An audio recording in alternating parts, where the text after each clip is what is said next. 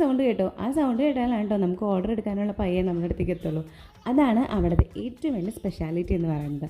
So ഞാനിപ്പോൾ ഇരിഞ്ഞാലക്കുടയിലുണ്ട്, and അനിയത്തിയുണ്ട്. അതുപോലെ നല്ല പെരുമഴ സമയത്ത് പുറത്തേക്ക് ഇറങ്ങുന്നുണ്ട്. ഞങ്ങൾ നല്ല പെരുമഴ സമയത്ത് ഞാനും അനിയത്തിയും കൂടി പുറത്തേക്ക് ഇറങ്ങിയവരെ എവിടേക്കില്ല, നമ്മളെപ്പോഴും വരുന്നതാണ് ലിയോയിലേക്കാണ് ഇരിഞ്ഞാലക്കുട.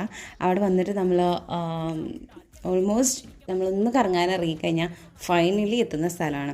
പിന്നെ ഒരാൾ അവിടെ വീഡിയോ എടുത്തുകൊണ്ടിരിക്കുന്നത്, അവൾ വീഡിയോ ഷൂട്ട് ചെയ്തുകൊണ്ടിരിക്കുകയാണ്, ബട്ട് എന്താ പോസ്റ്റ് ചെയ്യത്തില്ല. ഈ ഒരു വട്ടെന്ന് പറയുന്നത് നമ്മൾ ഇൻസ്റ്റാഗ്രാമിൽ പുതിയതായിട്ട് ഇറങ്ങിയ അപ്ഡേഷനില്ലേ, അതിൻ്റെ ഫോട്ടോ എടുക്കലാണ് കേട്ടോ. ഇവളെയും കൊണ്ട് എവിടെ പോയാലും ഒരു വിശ്വസിച്ച് പോകാൻ പറ്റില്ല. അതാണ് നമ്മളുടെ ഏറ്റവും വലിയ പ്രശ്നം. കാരണം നമ്മളിടക്ക് ഫോട്ടോ എടുത്തിടും, അതായത് കൊണ്ട് തന്നെയാണ്. അങ്ങനെ നമ്മുടെ ഫുഡ് വന്നു. And this is a lot of fries. 50 റേഞ്ചിലാണ് അതിൻ്റെ ലോട്ട് ഫ്രൈസ്.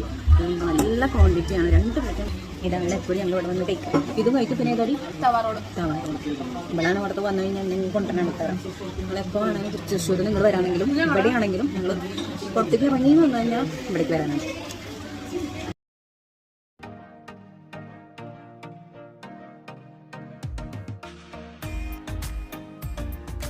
വാട്ടർ ഫ്രൈസും കാര്യങ്ങളൊക്കെ കഴിച്ച് നമ്മൾ അവിടെ നിന്ന് ഇറങ്ങി.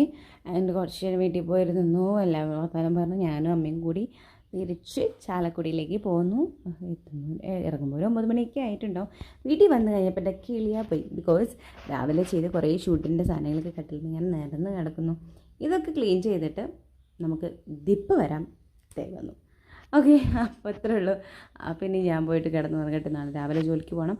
അപ്പോൾ നെക്സ്റ്റ് വീഡിയോ കാണുന്നതായിരിക്കും. എല്ലാവർക്കും ബൈ. Good night.